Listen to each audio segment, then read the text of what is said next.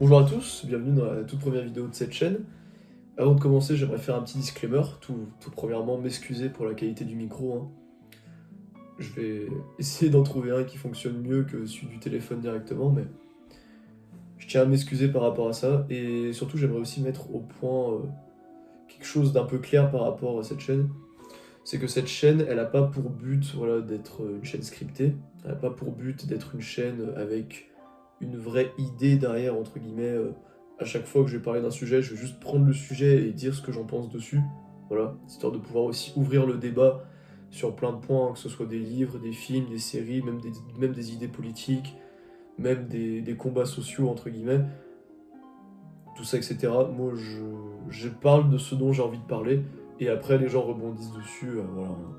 Les gens rebondissent dessus, que vous soyez d'accord ou pas d'accord, que vous insultiez ma mère ou pas, honnêtement, je m'en fiche pas mal. Tant que je dis, tant que je continue à exprimer ce que je ressens vraiment, et tant que je continue à pouvoir débattre avec des gens sur plein de points, c'est vraiment tout ce qui compte. Voilà. Euh, donc aujourd'hui, voilà, ce dont je voulais parler aujourd'hui, c'est de la série BoJack Horseman. Donc comme j'ai dit précédemment, la vidéo est pas du tout scriptée. La vidéo, je la fais à l'arrache, c'est première prise, donc je verrai bien où ça nous mène, puis si ça me plaît pas, je recommencerai. Enfin, je sais pas de quoi je vais parler. Mais je pense que je peux commencer en disant une chose, c'est pour parler aux gens qui n'ont pas vu la série. Je sais que je suis pas le premier à vous le dire, mais vraiment, foncez la voir. Cette série, c'est vraiment une série qui doit être vue, je pense, par le plus grand nombre de personnes, parce que c'est une série dont on sort changé. C'est ce genre de série où on regarde et on se dit putain, mais cette série a changé ma vision sur le monde en fait. Cette série a changé ma vision des choses, ma vision de l'être humain et des relations humaines. C'est cette série-là. Moi je sais que c'est vraiment comme ça que je suis ressorti de tout ça. C'est vraiment comme ça que j'ai ressenti en regardant cette série. Et c'est pour ça qu'aujourd'hui, du coup, je viens ici pour en parler, parce que je viens de la terminer une deuxième fois, cette fois-ci en regardant avec mon cousin, pour lui présenter la série. Et j'avais envie d'en parler. Alors, pour commencer, je pense que pour moi, c'est important de commencer d'un point de vue chronologique et des choses que j'ai aimées. J'ai beaucoup aimé la manière dont ça parle des êtres humains, des relations humaines, de la manière dont ça parle de tout ce qui est en fait les chaînes de traumatisme qui définissent qui vous êtes, de tout ce qui est le positivisme, l'optimisme à outrance, tout ce qui est suivre la vie, genre suivre le courant de la vie ou tout prévoir. En fait, toutes les personnalités sont exposées vraiment dans BoJack Horseman et je trouve que c'est dans BoJack Horseman, ouais, toutes les personnalités possibles, enfin pas possibles, mais toutes les personnalités les plus récurrentes entre guillemets et très différentes les unes des autres. Elles sont là, elles interagissent les unes avec les autres, et c'est beau. Je trouve que c'est vraiment beau la manière dont c'est exprimé et tout. Je reviendrai dessus. Pour parler, je pense très rapidement des défauts que je trouve à la série. C'est la première saison, les 6-7 premiers épisodes sont très. C'est difficile de s'accrocher, on va dire. C'est difficile de s'accrocher. C'est pas des mauvais épisodes, mais ça tombe très rapidement dans l'humour un peu Family Guy, dans l'humour un peu genre série pour adultes, voilà quoi. Et après, à partir de l'épisode où on croise Herb, du coup pour la première fois, à partir de là, pour moi, c'est là où ça dessine un trait dans le sable entre la série drôle pour adultes et la série qui te parle. Par rapport à cette série, donc c'est ce que je disais, c'est que autre chose, point vite fait, très négatif, enfin point négatif très rapidement, c'est que je trouve que le personnage de Princesse Caroline aurait pu être un peu mieux, genre un tout petit peu plus développé. Mais voilà, ça empêche que c'est l'un de mes personnages préférés de toute façon. Enfin, aucun de ces personnages n'est vraiment détestable aussi dans la série, hein, que ce soit Mr. Peanut Butter, Princesse Caroline, Diane, BoJack ou même Todd. Je sais pas, je pense que pour parler un peu de la série, c'est difficile de pas parler de la série sans parler des personnages. Et je pense que je vais faire ça, ouais. Je pense que je vais commencer, ouais, je vais faire quelque chose un peu style parler du plus optimiste au plus négatif, entre guillemets, au plus pessimiste. Ça me paraît pas trop mauvais pour commencer. Pour parler de Peanut Butter, du coup le personnage le plus optimiste de la série, je pense que c'est le personnage déjà personnellement que j'ai le moins apprécié, hein, honnêtement. Mais en re-regardant, quand j'avais vu la série la première fois, j'avais vraiment beaucoup aimé ce personnage. J'avais beaucoup d'affect pour lui parce que c'était un personnage joyeux, un personnage sur qui on peut compter, qui essaye tout le temps de faire le bien, etc. Et en le regardant une deuxième fois, en fait, il y a une double lecture par rapport à ce personnage, je trouve. Tu te rends vite compte, en fait, que il est heureux, mais il est heureux lui, en fait. Vous voyez, il n'y a pas de... Il essaye pas d'aider les gens, forcément. Il essaye pas de... Voilà. C'est juste qu'il est heureux, et c'est la seule chose qui compte, c'est que lui, il soit heureux. En fait, Peanut Butter, c'est un personnage très égoïste, en un sens, je trouve. Et notamment, on le voit avec sa relation avec Diane, et voilà, donc Mr. Peanut Butter au début de la série, il est présenté comme un antagoniste, un petit peu comme le rival de BoJack, comme un peu l'idéal de BoJack, parce que voilà, il tout le temps, il cherche quelqu'un d'heureux. BoJack qui essaye absolument d'obtenir le bonheur et qui croise ce mec qui est juste tout le temps heureux, qui a tout le temps le sourire aux lèvres. Enfin, voilà, sans aucune raison apparente, ça lui paraît un peu, ça lui paraît inimaginable en fait. Et c'est pour ça que pendant très longtemps, pendant les deux premières saisons, il est un peu montré comme un rival, surtout aussi via la relation qu'il entretient avec Diane, vu que Diane est sa femme. Voilà. Et vu que Diane c'est sa femme, et ben il directement. BoJack, qui a toujours eu un petit faible pour Diane, ça match aussi pas beaucoup sur ce point-là. Et après, petit à petit, au fur et à mesure de la série, ils se rapprochent, et même à la fin de la saison 6, ils deviennent vraiment amis, quoi. Il n'y a plus de doute là-dessus. Pour parler ouais, de Mr. Peanut Butter, du coup, c'est un personnage qui est à la fois très simple et assez complexe. Le personnage est très développé donc via sa relation qu'il entretient avec les femmes en général, donc le fait qu'il sorte avec beaucoup de femmes qui sont très jeunes, quand lui il a une cinquantaine d'années, et qui en fait petit à petit à chaque fois il prend des femmes qui sont plus jeunes que lui, et à chaque fois au bout d'un moment elles s'en vont parce que c'est expliqué dans la série, de toute façon, elles deviennent plus matures que lui, et du coup bah après lui il passe à la trappe entre guillemets.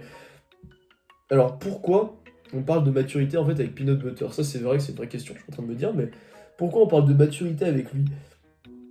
Parce qu'en fait on l'a vu, c'est un personnage qui garde un peu cette immaturité de l'enfance, ou genre cette idée que la vie est belle et que tout va bien et que tout n'est que arc-en-ciel et tout, et que quand il se fait envoyer chier par BoJack ou des trucs comme ça, il réagit même pas et on a l'impression qu'il est même pas conscient que BoJack le traite comme une blague en fait. Et ça c'est surtout au début de la série, avant la grosse confrontation sur les stars et célébrités d'Hollywood, que savent-elles, que connaissent-elles, c'est ce qu'on va savoir. Je sais pas. Oui, c'est vraiment le nom d'une émission pour ceux qui connaissent pas la série.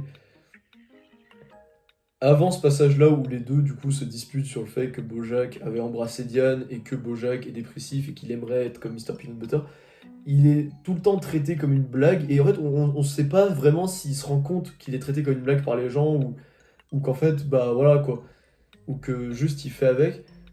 Bon voilà, quand on parle avec BoJack on se rend compte qu'il est conscient, mais ouais, il y a ce côté vraiment, je reviens sur ce que je disais, mais il a vraiment ce côté enfantin en fait. Il a vraiment ce côté sur l'enfance, et d'où le lien avec la maturité, l'innocence. C'est ça, c'est qu'il a un côté très innocent en fait, où il ferme les yeux sur beaucoup de choses dans la vie, et il est très ignorant de plein de trucs, etc. etc. Et ouais, il a sa petite vie, et il cherche pas plus loin que ça en fait. Ce qui fait d'ailleurs que oui, hein, voilà, de toute façon, Mr. Peanut Butter est souvent présenté comme un personnage voilà, qui est tout le temps joyeux, tout le temps, voilà, mais qui n'écoute pas les gens en fait, parce que il a ce côté un peu enfantin et égoïste qu'il a. C'est-à-dire de se dire, ah bah mais moi j'adore faire la... Par exemple, pour prendre le cas de Diane, j'adore faire la fête, tout le monde adore faire la fête, du coup Diane elle va adorer faire la fête, etc. Je lui prépare une méga fête et tout, alors que plusieurs fois dans la série, Diane, elle répète qu'elle n'aime pas faire la fête. D'ailleurs, plusieurs fois dans la série, ses ex lui répètent souvent qu'elle n'aime pas certaines choses et il ne les écoute pas. Et c'est le principe même du personnage, et c'est pour ça d'ailleurs je pense qu'il est représenté par un chien, parce que sans vouloir être méchant pour les gens qui adorent les chiens sont, certains chiens, en tout cas, sont très joyeux, mais un peu idiots en même temps. Voilà, c'est un peu... Je le vois vraiment représenté comme ça, Mr. Peanut Butter, et je pense pour moi que c'est le personnage où il y a le moins de trucs à vraiment analyser, mis à part sa relation avec les femmes, sa relation avec Diane, sur pourquoi ça n'a pas fonctionné. Il est vraiment juste l'antithèse de BoJack et aussi un peu un rouage de l'intrigue quand c'est nécessaire. Ensuite, pour parler un peu du personnage de Todd, qui est vraiment le deuxième personnage le plus positif de la série, il y a déjà un peu plus de trucs à dire avec Mr. Peanut Butter. C'est que Todd, ça parle beaucoup, je trouve, de la philosophie de. J'aime beaucoup ouais, le côté, ça dit genre la philosophie de aimer sa vie sans pour autant faire de grandes choses. Et je trouve que ça va extrêmement bien au personnage de Todd, c'est que juste il suit le mouvement en fait, il suit le mouvement de la vie, et il navigue sur la vie entre guillemets quoi, et sans chercher une direction, sans chercher, il cherche juste à vivre, et c'est ce qui le rend heureux. Et ça montre vraiment dans les dernières saisons, via sa relation aussi avec l'axolote, je sais plus comment elle s'appelle, l'axolote sexuelle, via sa relation avec cette personne, qui vraiment fait tout pour que, quand elle essaie d'améliorer, dire oui, il a été à la fac, oui, il a été machin et tout. En fait, Todd n'a pas ce besoin, entre guillemets, de convenir aux critères sociaux dans la série. Il n'a pas ce besoin-là, et c'est vrai que du coup, bah, en fait, quand on regarde, ça fait que c'est un personnage qui est qui est plus libre que tous les autres, en fait, dans le sens où il vit comme il a envie de vivre, en fait. Et il vit de la manière dont il a envie de vivre. Il y a tellement de choses à raconter sur lui, punaise. Sur son côté, sur la sexualité, sur son asexualité, sur le fait d'assumer son asexualité, assumer ses différences, et de enfin s'accepter comme on est, sans pour autant, parce que pareil pour la sexualité, c'est peut-être encore différent de l'homosexualité, où là vraiment on peut avoir des pulsions qui sont dites pas normales, entre guillemets. Vraiment, je prends des énormes guillemets, hein. C'est pas normal d'un point de vue social. Et aujourd'hui ça va, heureusement, encore ça. Mais ça aurait été il y a même 30 ans, 30 ou 40 ans, voilà quoi. Mais que asexuel, je pense que c'est encore différent, c'est juste vraiment de se rendre compte que ouais, absence de tout désir sexuel pour les gens, absence de tout désir, de toute attirance, vraiment, ouais, purement de toute attirance charnelle pour les gens. Et je pense que c'est encore différent, parce que homosexualité, on s'en rend compte, parce qu'on va être attiré par des gens, que là, il n'y a rien qui nous attire, et c'est plus difficile de s'en rendre compte, du coup, que rien nous attire, parce qu'on a peut-être l'impression que tout le monde est comme ça, en fait. Voilà. Et je sais que ça m'a pas mal parlé, ouais, ce côté asexuel et tout. Ce qui m'a surtout parlé avec le personnage de Todd aussi, c'est ouais, c'est vraiment, je reviens là-dessus, le côté de vivre sa vie comme tu l'entends et de vivre comme tu as envie de vivre. C'est-à-dire que si tu as envie de vivre juste en suivant le courant, en dormant sur le canapé d'un pote, etc., et vivre d'une manière où on dirait, d'un point de vue sociétal, qu'il a raté sa vie, c'est c'est ça en fait. Je trouve que c'est vraiment un beau doigt d'honneur à la société, entre guillemets. C'est un beau doigt d'honneur à toutes ces conventions sociales qui disent ouais, si t'as pas une maison, une femme, etc., si à 25 ans t'as pas de taf, machin et tout, genre t'as raté ta vie et tout, et que lui en fait la seule manière qu'il a de rater sa vie c'est de ne pas être heureux. Je trouve que c'est un message qui est vraiment très très fort avec ce personnage, et de vraiment il est très très bien écrit. Un truc qui est bien écrit avec celui-là aussi, c'est la relation qu'il a avec les autres personnages, et surtout BoJack. C'est un truc dont beaucoup de gens ont parlé, voilà, en tout en général, hein. C'est que quand il y a la confrontation avec BoJack sur le fait que BoJack est couché avec la personne dont Todd était amoureux, voilà, ils se séparent en fait, voilà, et la relation est plus jamais la même. Parce que Todd, c'est peut-être le personnage le plus humain en fait, en tout cas, c'est que il a encaissé plein de trucs venant de BoJack, entre le rock opéra, entre le rock opéra, les trucs où il l'a jamais soutenu, etc., etc. Et après qu'il est couché avec sa copine et tout.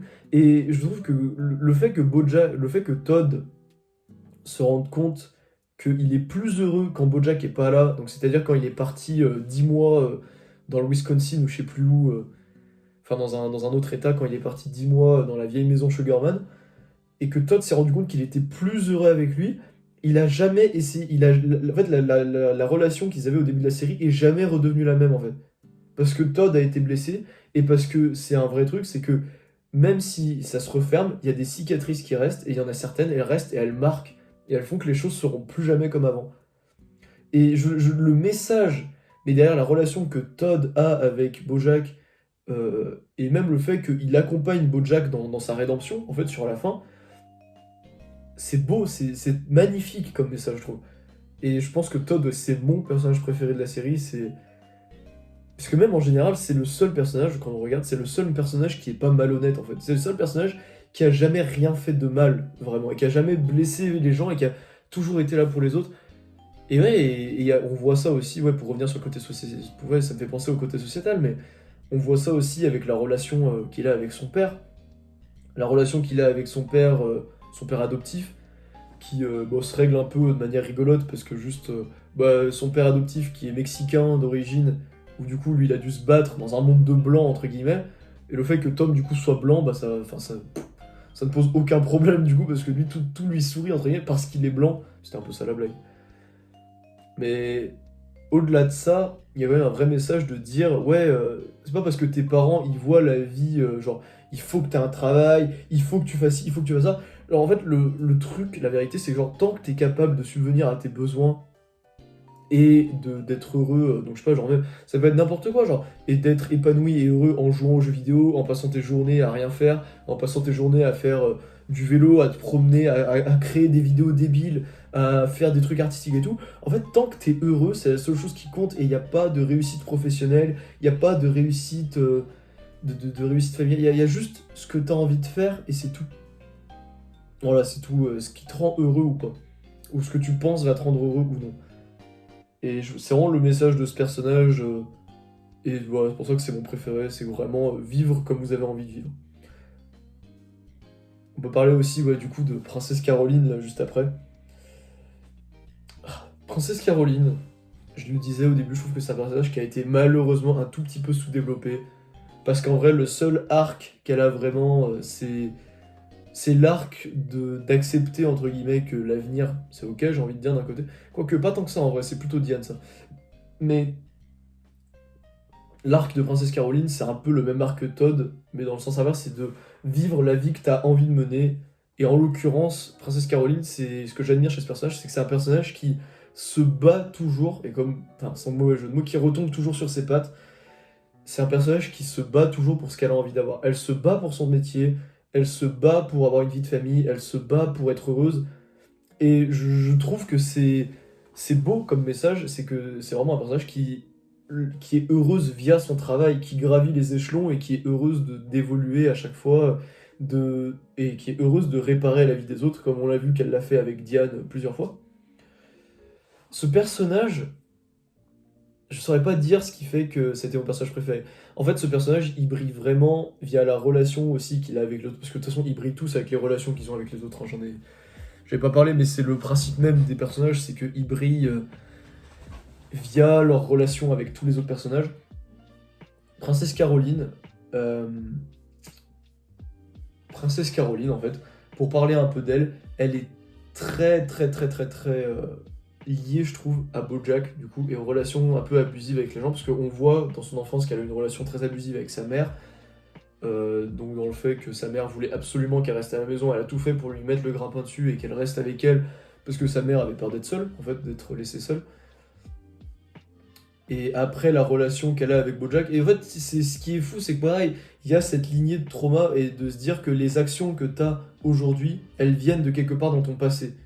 C'est toujours, je sais pas comment dire, il faut imaginer ça un peu comme si un arbre poussait et que tu avais certaines feuilles qui sortaient, en fait tu retrouves dans les racines pourquoi elle pousse là cette feuille, pourquoi elle pousse comme ça, etc. Euh, et pour dans le cas de Princesse Caroline, c'est ça en fait, c'est qu'elle s'est toujours occupée de sa mère qui a été alcoolique, voilà.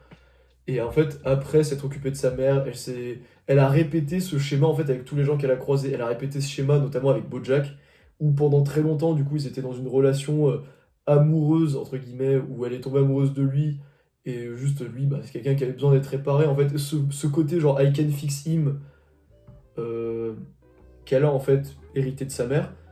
Elle fait pareil avec Diane, elle fait pareil avec tous les personnages en fait de la série jusqu'à ce que Todd le fasse lui-même à elle à un moment critique de sa vie. Et ouais, en fait, ce côté où elle a besoin d'avoir, de porter les gens, entre guillemets, ce besoin de sauver les gens, je trouve que c'est vraiment très très bien écrit en fait. C'est vraiment quelque chose de très intéressant dans cette série, c'est ce besoin qu'elle a de sauver en fait, ce besoin qu'elle a de soutenir les gens pour se sauver elle-même, et c'est des trucs qu'elle a hérité de sa mère du coup en fait. Voilà, c'est vraiment une lignée de trauma comme on dit, hein. Il y a aussi beaucoup le côté, ce sujet sur le fait d'être maman, et je pense que ça peut parler à beaucoup de personnes qui ont eu, je sais pas, beaucoup de gens qui veulent être parents et qui réussissent pas à être parents, je pense que ça peut énormément leur parler, ça. Parce que Princesse Caroline, elle a eu beaucoup de ce que j'ai compris, elle a eu que des. Quand elle était enceinte, elle a eu que des fausses couches, voilà. Et en fait, bah, le fait ouais, d'accepter déjà que ton corps est pas viable, entre guillemets, c'est la même manière d'accepter, je pense que c'est la même manière, la même chose que d'accepter que t'es stérile ou quoi, c'est d'accepter que ton corps est pas viable pour créer un enfant. et ensuite accepter l'adoption et tout, et te rendre compte que le lien que t'as avec ta fille, etc. Enfin, et te rendre compte que le lien, il est là, même si vous n'êtes pas vraiment de la même espèce, parce qu'en plus là, il y a vraiment une différence d'espèce. Enfin, la comparaison est encore plus forte ici. Je trouve que le lien qu'elle a avec Routy, donc du coup son enfant qu'elle adopte dans la saison 5 ou 6, euh, est très fort. C'est très très bien écrit jusque-là, et pendant 2 3 saisons, elle veut un enfant, elle veut une famille et tout. Et elle se bat pour le bonheur parce qu'elle a déjà sa réussite professionnelle, et elle se bat pour sa réussite familiale en fait. Et se bat pour son bonheur intérieur, parce que sinon en fait c'est quelqu'un qui s'enterre, qui enterre en fait sa tristesse et tout son malheur dans le travail. Ouais, qui enterre ses remords, tout ça dans le travail. Et que c'est pour ça qu'une fois qu'elle se retrouve seule, en fait, à chaque fois, elle est vide, en fait. Elle est très vide. Et c'est pour ça que j'ai trouvé que ça...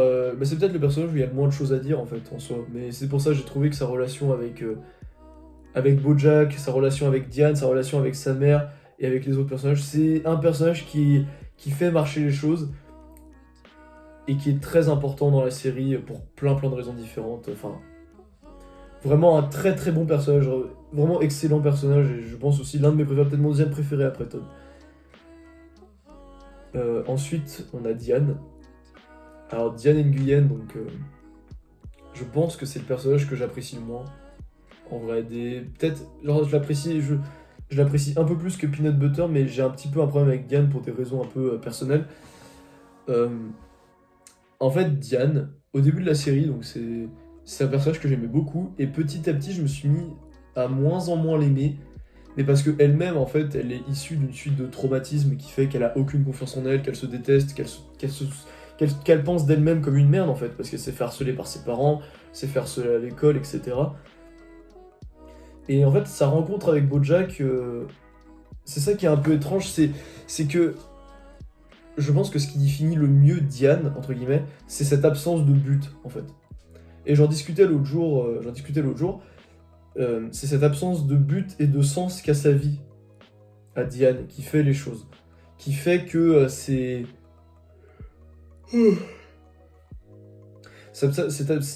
bon, excusez-moi. C'est cette absence de but et cette absence de sens dans sa vie qui fait que elle se détruit un peu petit à petit. Dans le sens, donc, ce que je veux dire, c'est qu'au début de la série, elle va bien parce qu'elle a un mariage, parce qu'elle a un objectif, c'est écrire avec le BoJack. Une fois que le livre de BoJack est terminé dans la saison 1, elle a un deuxième objectif, c'est de travailler sur Secrétariat. Et une fois qu'elle travaille plus dessus, elle est obligée en fait de se trouver un objectif, entre guillemets, qui a plus de sens. Elle est obligée de se trouver du sens dans les choses. Voilà. Et elle se dit, elle est continuellement dans le besoin de trouver une logique, un sens. Et c'est pour ça d'ailleurs dans la saison 2, elle veut partir en Cordovia parce qu'elle veut trouver un sens, elle veut trouver un endroit où elle pourrait être utile, où elle peut aider les gens, et c'est quand elle va là-bas et qu'elle se rend compte qu'en fait, bah, Sébastien Sinclair, qui d'ailleurs, enfin je pense que c'est une caricature de quelqu'un, c'est sûr que c'est la caricature d'un mec de je sais pas qui, parce qu'en vrai, enfin, c'est trop humain, quoi, genre le mec qui va dans un pays en guerre pour tout réparer, mais en fait c'est juste une auto-adoration de lui-même, c'est juste sa manière à lui de se remonter l'ego. C'est sûr et certain que c'est inspiré de quelqu'un. Je sais pas de qui, mais c'est sûr et certain. Et en fait, quand elle va là-bas et qu'elle se rend compte que bah c'est pas parce que t'es dans un pays en guerre et que t'aides les gens que ça a plus de sens, que ta vie a plus de sens.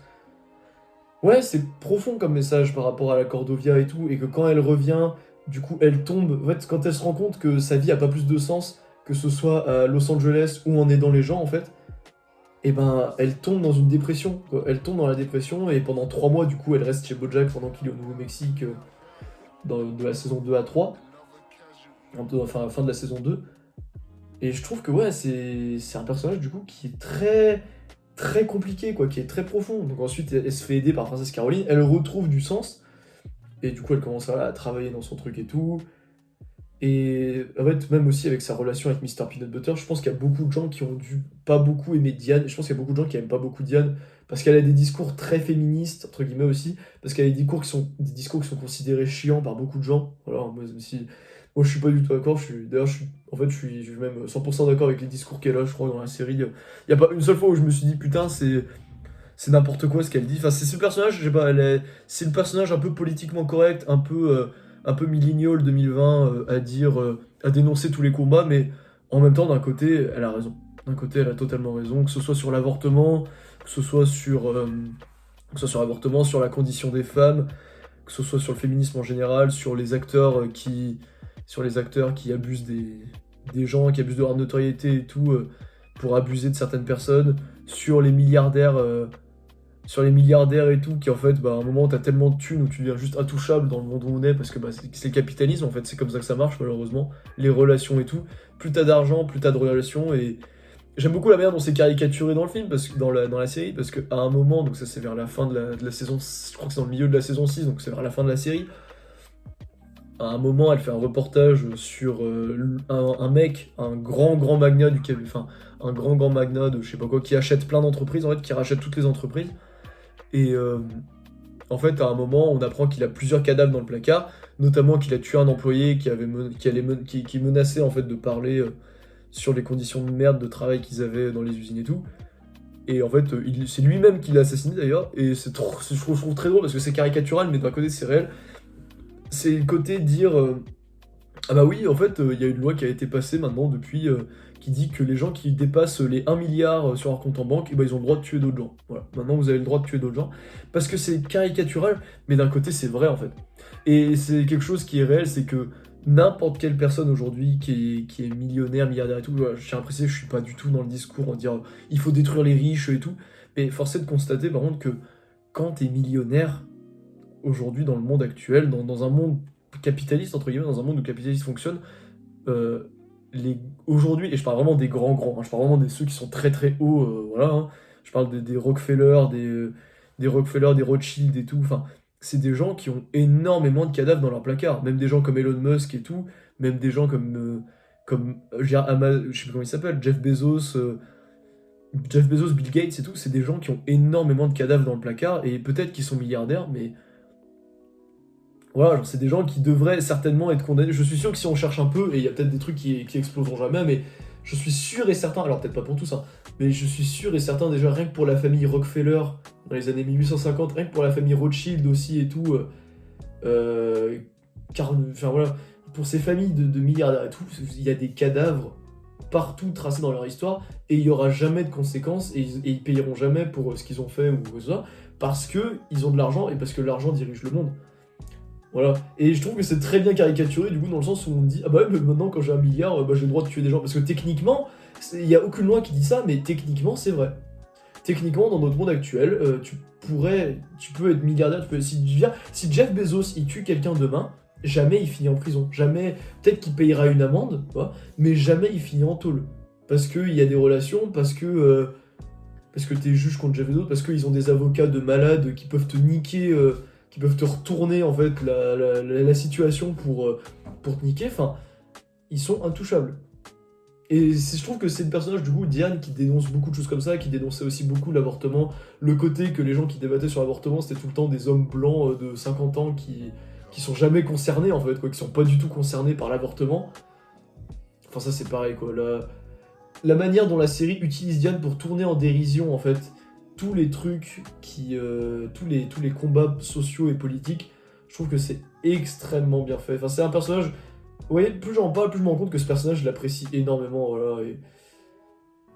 Mais voilà, il y a des choses que Diane elle fait qui sont qui sont vraiment pas bien en fait quoi. Parce que par exemple il y a le côté où elle fait revivre à BoJack la scène, mais en même temps où elle fait revivre à BoJack la scène qu'il a vécue au Nouveau-Mexique quand il a failli coucher avec une gamine de 16 ou 17 ans, qui est une étape grave d'ailleurs, hein. Voilà, je sais que j'en parlais à des gens et des gens ils me disaient mais je vois pas le problème en fait avec le fait de coucher avec une gamine de 17 ans, c'est légal la majorité sexuelle. Ce que ces gens comprennent pas c'est que à 17 ans t'as déjà pas du tout la même maturité qu'à 50 ans, l'âge de BoJack quoi. Et tu sais pas, et c'est la vérité, je veux dire, honnêtement, toutes les personnes qui ont eu 17 ans aujourd'hui, enfin, peut-être qu'on s'en rend pas tous compte, mais quand on réfléchit un moment, on sait pas ce qu'on veut à 17 ans. On sait pas ce qu'on veut, et quand la gamine elle dit je veux coucher avec toi, je vais faire ma première fois avec toi, c'est pas vrai, elle ne sait pas en fait. Et elle ne sait pas ce qu'elle veut, et c'est ce qu'il dit Bojack d'ailleurs. Et c'est même lui qui le dit, il dit tu sais pas ce que tu veux, je vais pas coucher avec toi au début, et après, il va peut-être le faire, et on saura jamais vraiment. Ouais. Enfin, je reparlerai de ça quand je parlais de Bojack, quoi. Et ouais, BoJack, enfin ouais, Diane, le fait de faire revivre cette scène à BoJack, c'est parce qu'elle est dans le flou. C'est parce qu'elle est dans le flou, c'est parce qu'elle sait que Elle sait qu'il s'est passé quelque chose au Nouveau-Mexique, elle sait qu'il y a une gamine de 17 ans qui est concernée, mais elle ne sait rien en fait. Et le fait qu'elle considère que Bojack c'est son ami et qu'elle lui a jamais raconté, comme plein d'autres trucs qu'il lui a jamais raconté à Diane, plein d'autres trucs pour lesquels il se sent mal et tout, enfin... Ouais, Diane, c'est un personnage qui est très humain aussi, quoi. Très humain. Et quand elle tombe en dépression, quand elle est à Chicago parce qu'elle n'arrive pas à écrire son livre, le côté aussi, ouais, les bons traumas, quoi. Le côté des bons traumas où elle essaie d'écrire un livre où il faut absolument qu'elle mette ses traumatismes dedans, où il faut absolument que ces traumatismes, ils aient eu un sens, en fait. Ça, c'est quelque chose qui me parle énormément à moi et à plein d'autres gens, je pense. Le fait que absolument fallait que ces traumatismes aient un sens et qu'il fallait que du coup elle en tire quelque chose de bien de ces traumatismes et de se dire ouais je suis quelqu'un de meilleur parce que heureusement que j'ai vécu ça d'un côté parce que ça fait de moi quelqu'un de meilleur et de se rendre compte que c'est pas le cas, ça fait mal et se rendre compte qu'elle peut même pas écrire un livre dessus sur ses traumas parce que elle arrive pas à se concentrer parce qu'elle est en dépression et tout et parce que d'un côté en vrai elle a pas envie de le faire parce que la vérité elle est là, c'est que ces traumatismes ils ont pas fait d'elle une meilleure personne en fait, ils ont fait d'elle une personne avec des bagages, avec des expériences et tout dans la vie, enfin ils ont fait d'elle un être humain, mais pas une meilleure personne. Et je trouve que c'est ce qui est vraiment beau de se rendre compte avec le personnage de Diane, c'est que finalement son truc c'est d'écrire un peu des revues pour enfants, des revues tout ça, et ouais, de s'épanouir, ouais, sans pour autant revenir tout le temps, sans pour autant être bloqué dans le passé en fait. Et je pense que c'est tout le personnage de Diane, c'est d'être bloqué dans le passé, bloqué dans ses traumatismes et de tout le temps revenir sur ce qu'elle a vécu et sur à quel point elle a souffert avant et en fait se rendre compte qu'elle fait jamais la paix, avant la fin, elle fait jamais la paix avec son passé. Il y a sa relation avec Peanut Butter aussi qui est intéressante, mais enfin, en soi ça se résume très rapidement, c'est juste que c'est juste qu'ils sont juste pas faits pour être ensemble en fait. Enfin, Diane elle est très introvertie et tout, Mr. Peanut Butter il est très extraverti, très joyeux tout le temps. Il écoute pas Diane, ça se termine. Enfin voilà, y a pas, je trouve qu'il n'y a pas tant de choses à dire que ça sur Diane et Peanut Butter.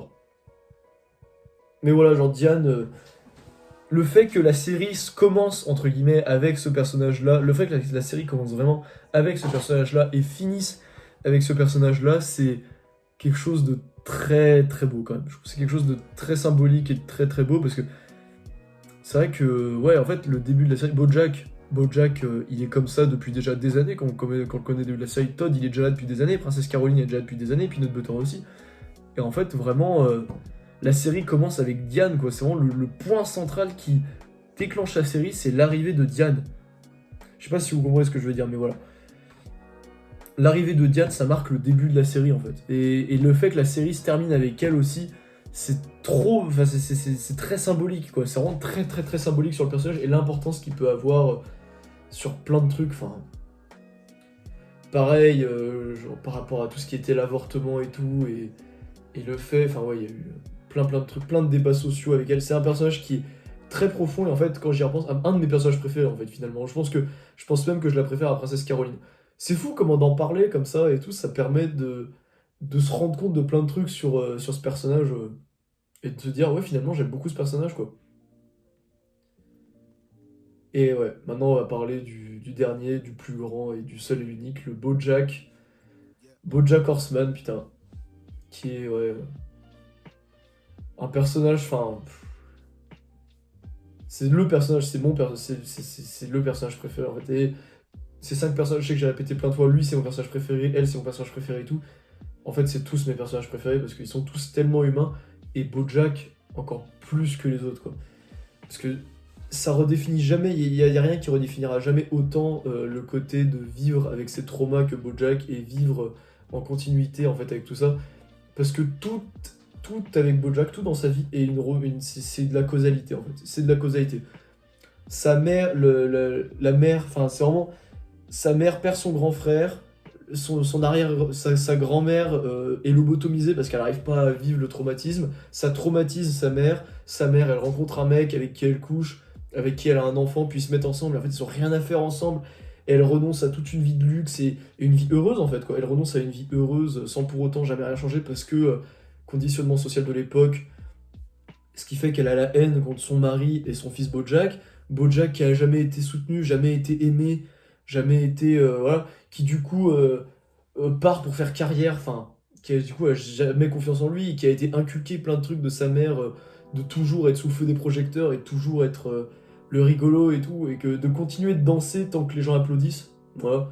C'est vraiment ce côté de se dire, continuer à... de jamais s'arrêter, en fait, c'est ça. De jamais s'arrêter tant que les gens te donnent de l'attention, enfin... Ce truc qu'elle a inculqué, et ça et plein d'autres trucs. Le fait qu'il ait commencé à boire à cause de ses parents aussi. Enfin, qu'il ait commencé à boire, qu'il a une relation avec l'alcool très profonde, très jeune avec ses parents et tout aussi. Et ouais, en fait, le personnage de BoJack, c'est vraiment apprendre à vivre en se pardonnant, en fait.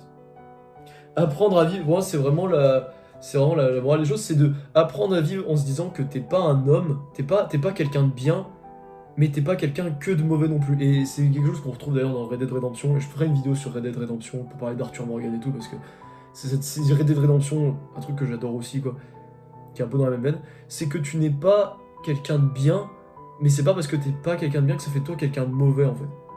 C'est vraiment le personnage de BoJack qui repart dessus, et on peut retracer toutes les mauvaises choses qu'il a fait.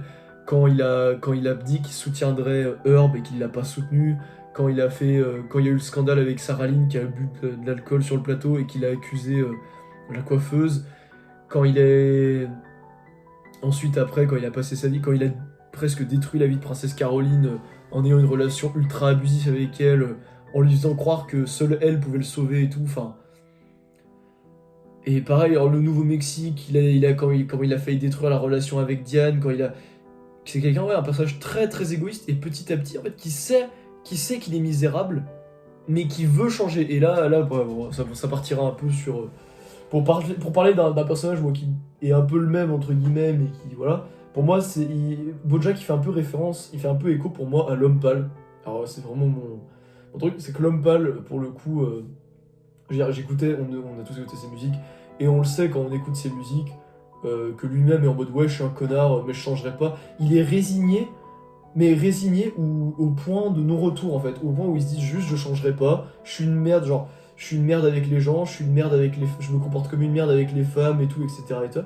Et honnêtement, ça a étonné qui en fait que l'homme pâle, il soit.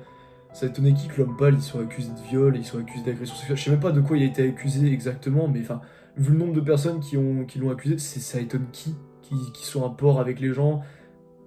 Et pour moi, il y a un vrai lien entre BoJack et l'homme pâle. C'est que l'homme pâle, c'est un BoJack, mais qui est résigné et qui est tombé dans le ouais, je suis une merde. C'est le BoJack qui est tombé dans ouais, je suis une merde et j'assume d'être une merde et voilà. Et ça, c'est un point positif des BoJack, c'est il a toujours eu la décence de se sentir mal pour les actions qu'il faisait quand même. Et ça, pour moi, c'est la preuve quand même d'une forme d'empathie et que t'es pas tout mauvais au fond. On voit que toutes les actions qu'il a fait, ça le bouffe encore et il continue à vivre. Et il continue à vivre en cherchant tout le temps à se racheter, en cherchant tout le temps à se faire pardonner parce que bah il a honte. Il a honte et il se sent mal de détruire les gens, il se sent mal d'avoir fait du mal autour de lui et tout. Et c'est ce qui rend le personnage très beau en fait. Et quand il apprend petit à petit qu'il continuera, qu'il arrêtera pas en fait de faire du mal autour de lui, qu'il arrêtera pas de faire du mal à Todd, qu'il arrêtera pas de faire du mal à Princesse Caroline, à Diane, à Peanut Butter, à toutes les femmes qu'il a eues et tout, à toutes les copines qu'il a eues, tant qu'en fait, avant qu'il comprenne ça, genre, il comprend en fait qu'il pourra pas arrêter de faire du mal aux gens tant qu'il changera pas en fait. Parce que la personne qu'il est aujourd'hui à l'instant T, c'est la personne qui fait du mal aux gens. Mais il peut changer pour devenir quelqu'un qui ne fait pas de mal aux gens. Et en l'occurrence, c'est représenté par le fait que il est tout le temps, c'est représenté par l'alcool, la drogue et tout, qui le rend malheureux. Et il y a un très beau message aussi là-dessus. Enfin, je veux dire, l'alcoolisme, la drogue, être addict et tout, à l'alcool, tout ça, à l'alcool, aux drogues, à l'hypersexualité, tout ça, qui est vraiment montré comme des comportements qui sont pas du tout sains, entre guillemets. Parce que c'est vrai que si vous remarquez, dans la saison 1, BoJack, il est montré genre 4 ou 5 fois avoir des relations sexuelles avec des meufs qu'il connaît absolument pas, sans avoir aucun respect pour elles, sans en avoir rien à foutre en fait de la personne que c'est en face, c'est juste pour se vider, quoi, pour parler vulgairement. Euh, c'est vrai que BoJack, bah après dans les scènes petit à petit, plus il devient sain, moins il a ce genre de comportement avec les gens, et c'est vrai que c'est beau, quoi, c'est la preuve qu'il s'améliore aussi. Je trouve que BoJack aussi il sert beaucoup à remettre en question le côté de... Enfin voilà, moi quelque chose que je trouve un peu bête, c'est genre, pour reparler de l'hypersexualité et tout, tout ça, je trouve que c'est le côté un peu que moi j'aime pas vraiment dans la célébrité et tout, et que je trouve un peu idiot dans la célébrité, c'est de se dire ah ouais, putain, je sais pas, Claude François, il est ultra connu sa mère, alors je vais coucher avec lui. Même si je sais que c'est pas aussi simple que ça, tu vois. Mais même si je sais que c'est pas aussi simple que ça, vous voyez, souvent les gens, qu'on le veuille ou non, il y a des gens, ils couchent avec des gens, mais seulement parce qu'ils sont célèbres en fait. Et il y a des célébrités qui profitent beaucoup de ça d'ailleurs. Et moi, alors je trouve, après voilà, enfin je veux dire, évidemment, hein, tant que c'est entre deux humains, tant que c'est entre deux humains consentants tant que c'est entre deux humains consentants et d'âge légal entre guillemets, il n'y a pas de problème, honnêtement. Et s'ils veulent coucher ensemble juste parce que y en a un qui est célèbre et parce que le mec célèbre veut profiter de la supériorité entre guillemets qu'il a pour coucher avec cette personne, ok, même si moi je trouve que c'est vraiment une relation pas saine du tout.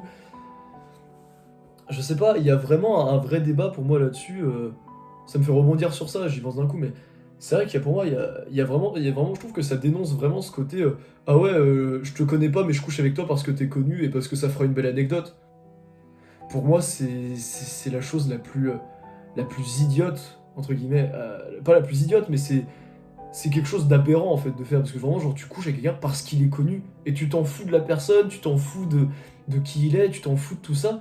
Et ça, c'est impensable en fait pour moi. De coucher avec quelqu'un sans créer sans vraiment avoir un lien au cœur avec la personne. En fait, sans vraiment avoir un vrai lien et de juste coucher avec la personne. Mais ça va pareil avec juste la personne parce qu'elle est belle, juste parce que tu la trouves bonne ou belle ou quoi que ce soit. Pour moi, ça paraît impensable de coucher avec quelqu'un juste parce qu'il est célèbre.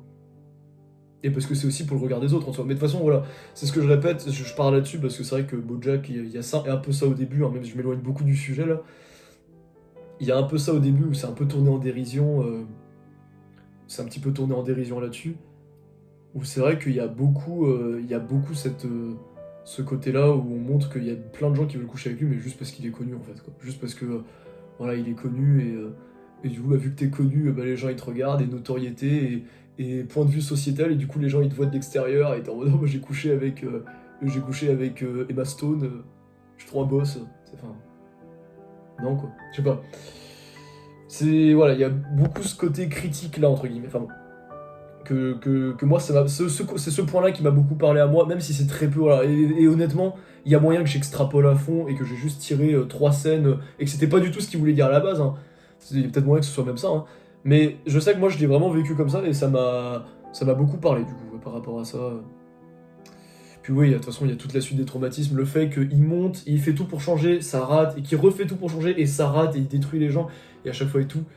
On peut parler aussi de la mort de Sarah Lynn, enfin, alors, tout ce qui concerne Sarah Lynn et tout, en général, c'est pareil, c'est quelque chose, enfin, la mort de Sarah Lynn, tout ça, c'est la plus grosse bêtise qu'il ait fait, en fait. Et ouais, ce qui est beau avec le personnage, c'est la rédemption qu'il a, le moment où il se dit enfin, où il a besoin de Diane, surtout, oui, c'est aussi dans le personnage de Diane, où j'ai oublié de mentionner, dans le personnage de Diane, qui du coup revient, et c'est elle qui le pousse, qui le met cette fois dans le pédestal, et qui le sauve, dans un sens, où vraiment elle le met en désintox, pour que plus d'alcool, plus de drogue, plus rien du tout, et qu'elle le met vraiment en désintox, elle le sauve en fait. Et une fois qu'il sort de désintox, c'est un homme changé, c'est un homme qui du coup ouais, voit la vie comme elle est, et qui est plus en mode je suis BoJack Horseman, respectez-moi SVP, parce que je suis célèbre, etc. Et ça devient un humain normal, quoi. Ça redevient un humain normal et sain, pendant un petit moment, certes. Et puis après, il retombe dans ses travers parce que ouais, il y a tout le passage en fait avec les journalistes. Et ça, c'est une vraie discussion donc, que j'avais eue avec ma copine. En parlant de ça, on parlait de ça avec ma copine. C'est le côté où du coup, BoJack, il y a l'affaire avec Sarah Lynn qui explose, l'affaire avec la gamine de 17 ans qui explose. Parce que t'as des journalistes qui sont à la recherche du coup de savoir comment Sarah Lynn est morte, etc. Et qui veulent exposer BoJack en fait. Et qui veulent exposer BoJack. Et j'en discutais avec du coup ma copine et elle me disait mais en fait je comprends, en fait on devrait pas le punir parce qu'il a changé, parce qu'il est devenu meilleur et on devrait pas le punir pour des choses qu'il a fait avant qu'il ait changé. Et il y a même ce discours-là aussi dans la série. Et j'avoue que sur ce point-là je suis pas 100% d'accord non plus parce que même s'il a changé, même si c'est devenu quelqu'un de meilleur et même si c'est devenu une personne bien en fait, bah tu peux pas échapper à ton passé en fait. Et malheureusement, on est dans un monde où on peut pas échapper aux conséquences de ce qu'on a fait, et on peut pas échapper au mal qu'on a fait aux gens. Et c'est ça toute la malédiction aussi de la malédiction de Bojack, c'est qu'il pourra jamais échapper à tout le mal qu'il a fait avant, même si c'est devenu quelqu'un de bien, il pourra jamais, il sera obligé de payer à un moment, même s'il s'est rendu compte que ce qu'il a fait c'était mal, même s'il a changé et que maintenant il est devenu une personne qui fera plus de mal autour de lui, on peut pas tout lui pardonner d'un coup en fait. Et d'ailleurs c'est pour ça que moi c'est mon point de vue à là, et peut-être qu'un jour, je pense que je referai une vidéo, et cette fois-ci avec ma copine pour en parler de tout ça, parce que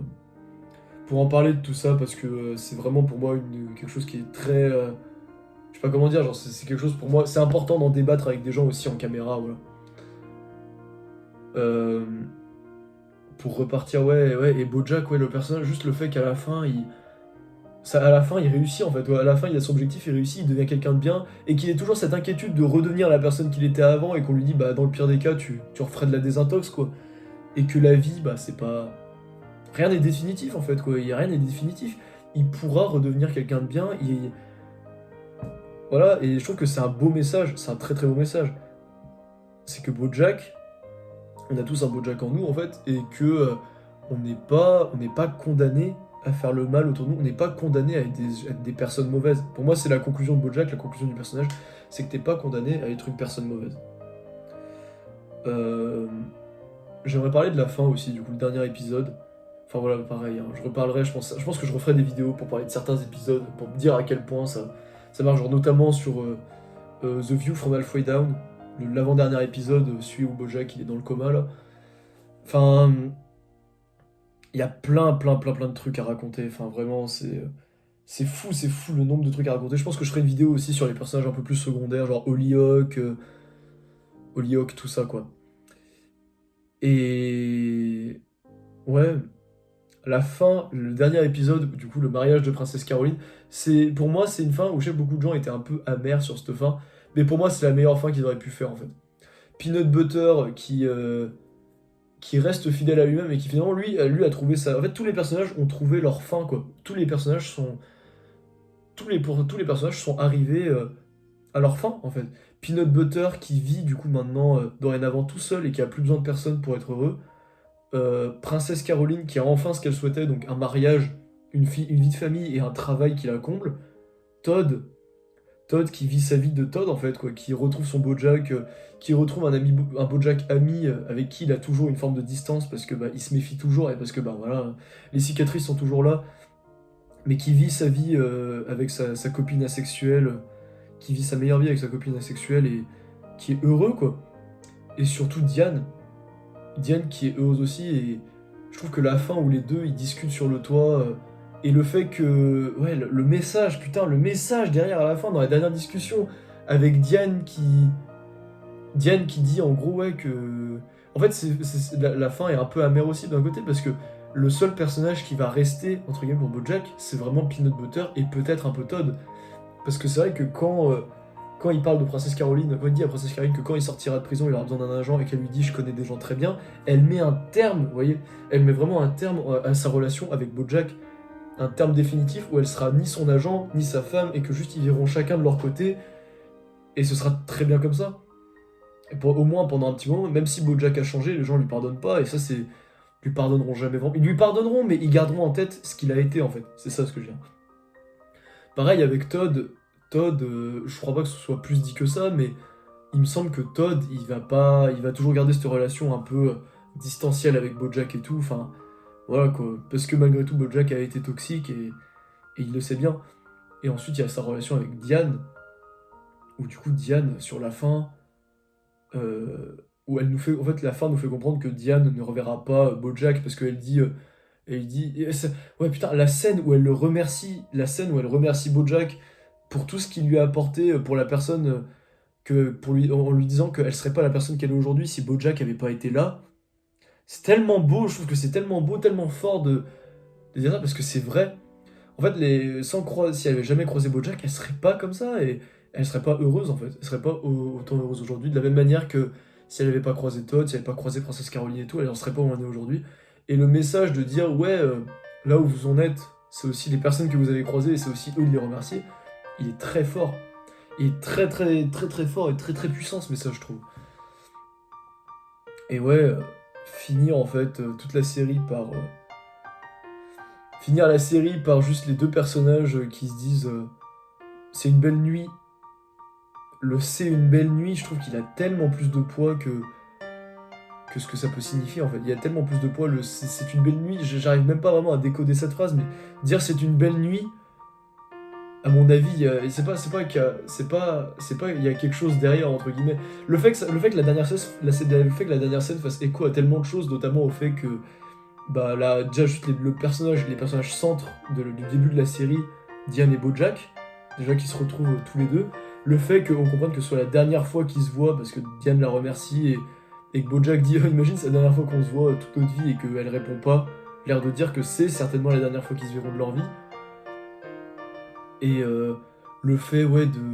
Le fait qu'il soit assis sur un toit à regarder les étoiles, alors que c'est un truc dans la première saison qui est montré des dizaines de fois, que Diane, c'est un truc qu'elle adore faire, et que Bojack, il la rejoint à chaque fois, regarder les étoiles à l'extérieur. Enfin, c'est. Ouais.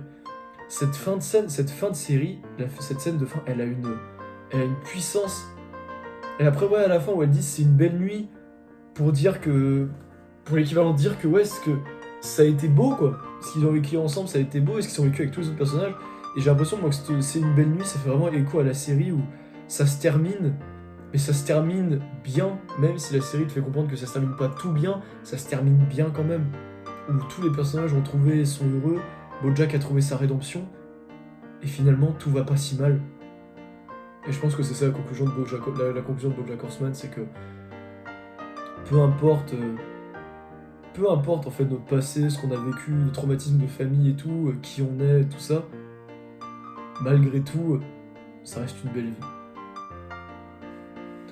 Merci d'avoir suivi cette vidéo et on se dit à la prochaine.